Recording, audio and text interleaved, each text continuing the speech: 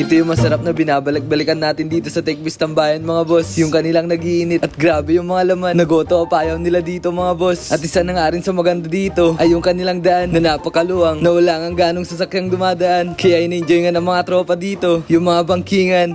At dahil for Sunday na naman ngayon mga boss, nag-set ngayon mga tropa ng rides. At ang meet up place nga natin ngayon mga boss ay dito nga sa may 7-Eleven Ugang. Na habang ay inaantay natin yung ibang makakasama, tumira nga muna tayo dito na isang bulalo. At para magising na nga rin yung mga dugo, dahil sa wala nga rin tayong tulog sa rides na to. Hanggang sa nagdatingan na nga yung iba, gaya nila Boss Mark na may mga OBR na dala. Kasunod, sana all may angkas. Hanggang sa dupating na nga rin dito yung isa pang bossing natin. Na unang beses nga lang natin makakasama sa ride. At dahil palabas na nga si Haring Araw, hindi na nga natin inantay yung iba pa sanang mga kasama dito. Na yung ibang mga tropa kasi mga boss, kasarapan pa ng tulog.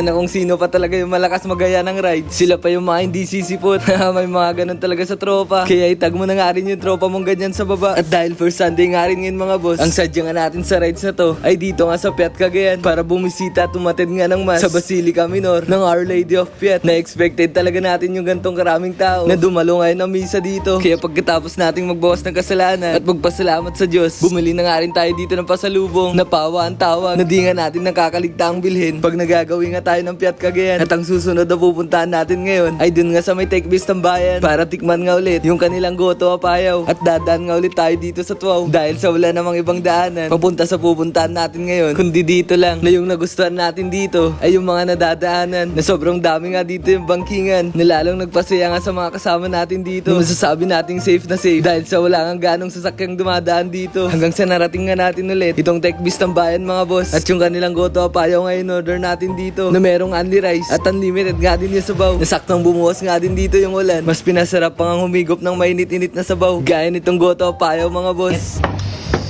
Gago, mainit tol. Ay, ori, gago. Ginit mo na.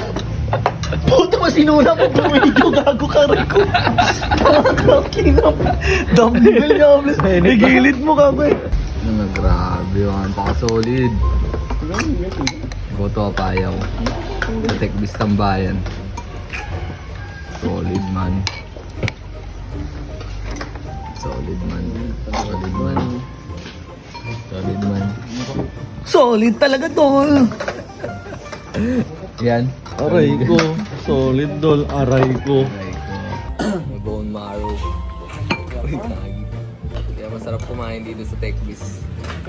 Only sabaw, only rice, tapos sulit yung serving. Sulit talaga to mga boss. Kaya kung trip nyo rin mag-breakfast ride, dito nga yung magandang puntahan. At dito napansin nga din natin yung mga old na sticker natin. Hanggang ngayon nga nakadikit pa rin. Kaya ngayon mga boss, didikitan nga natin ulit to ng panibago naman para may magsilbing remembrance sa mga napupuntahan. Kaya paano ba yan mga boss? Hanggang dito na lang muna yung kwento. Salamat palagi sa panonood. Sama na kayo sa susunod.